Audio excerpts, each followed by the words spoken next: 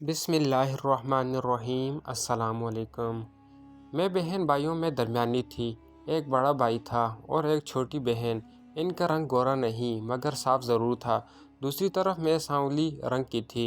अभी होश संभाला ही था तो मैंने लोगों को अपने वालिदैन से मजाक करते देखा, ये आपकी बेटी लगती नहीं, क्या अस्पताल में बदल गई थी? मगर वो हंसकर टाल देते थे। बहन भाइयों से लड़ाई होती तो उन्होंने भी यही कह देना था कि तुम तो हमारी बहन ही नहीं, अस्पताल में बदल गई थी। वालिदैन ने इन्हें रोक दिया था।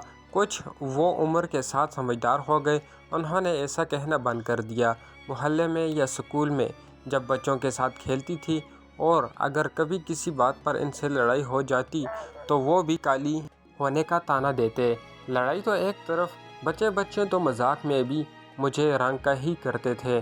बात मजाक तक ही रहती तब भी ठीक था, मगर लोग तो संजीदगी में भी यही सोचते और कहते थे। मुझे वो दिन नहीं भूलता जब स्कूल के सालाना तकरीब में बच्चे ड्रामे कर रहे थे तो किसी मेरी क्लास की 2 लड़कियों ने मुझसे पूछा था कि क्या मैं ड्रामे में चुड़ैल का किरदार अदा कर लूँगी। इनको जवाब क्या देना था। इनकी संजीदगी देखकर मेरे दिल पर तो गोया छुरियाँ सी चल गईं। आंखों में आंसू लिए मैडम को शिकायत की तो वो भी समझाने लगी कि मुझे दिल बड़ा करना है और ये कि इस किरदार को अदा करने में कोई डर नहीं। और फिर वही हुआ जिसका डर था। रिश्ता ढूंढने के दिन आ गए और ये ढूंढ कुछ लंबी और कुछ मुश्किल ही हो गई। अव्वल तो कोई आता ही नहीं था, अगर कोई भूल के आ भी जाता था तो देख कर चला जाता था। दिन महीनों में बदलने लगे और महीने सालों का रूप धारने लगे। मेरी शख्सियत पर छाई पर मज़ीद गहरे होने लगी। सारे घर ने गोया संजीदगी की चादर ही ओढ़ ली। मेरी वजह से छोटी बहन के लिए भी रिश्ते ना देखे जाते थे कि अगर इसकी शादी हो गई तो मेरे हवाले से रही सही उम्मीद भी जाती रहेगी। एक मुझे अपनी परेशानी कम थी कि इस छोटी बहन की फ़िक्र ने भी आ घेरा। और फिर एक दिन मेरी भी हाँ हो गई। शाहिद सही कहते हैं, जोड़े आसमान पर बनते हैं।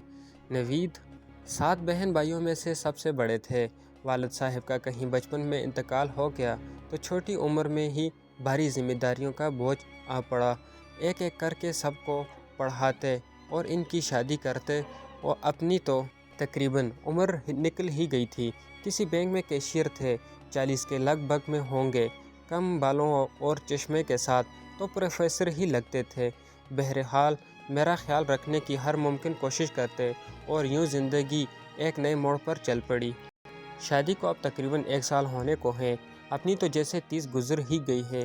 ये जो आज मैं आपसे मुखातिब हूँ और जो मजबूती के बंधन टूट गए हैं, आंखों से आंसू रवां हैं, होंठों से लफ्ज़ नहीं निकल पा रहे।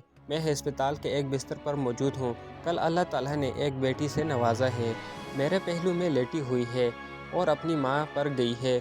मैं दुआ करती हूँ कि अल्लाह मेरी बेटी के नसीब अच्छे करे। बेशक हर मुश्किल के बाद आसानी है।